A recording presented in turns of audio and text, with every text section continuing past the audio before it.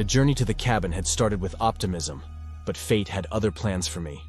As I navigated the forested roads with Max by my side, a sudden blowout sent the truck rolling and crashing into a ditch. The world went dark as unconsciousness claimed me. When I awoke that night, Max's persistent licking on my cheek brought me back to consciousness. The truck was in ruins, but somehow both Max and I had survived. A twinge of pain in my head and a dull ache throughout my body reminded me of the crash. Max also had a limp, but otherwise he seemed all right. The forest enveloped us in a chilling silence as we faced the reality of our predicament.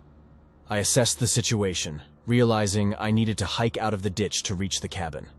My go bag provided the essentials: food, water, and a few tools that would prove invaluable in the days to come.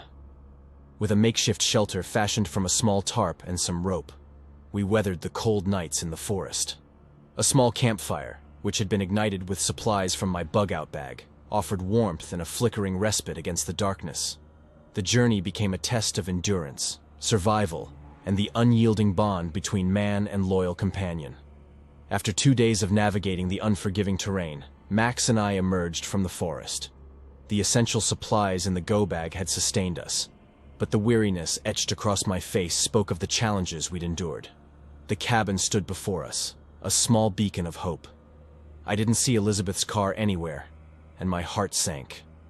Days had passed, and I still had no idea where my family had gone. My brother-in-law's RV was parked nearby, so I had regained confidence that I would finally get some help. When I knocked on the door, the anticipation mounted.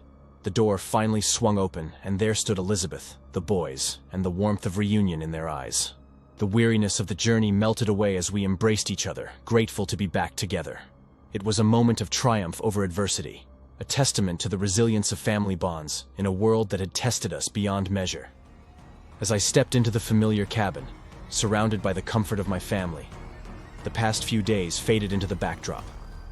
Uncertain about the forthcoming months, I was confident that, with my family by my side, we would triumph over any challenges that the tumultuous world might present.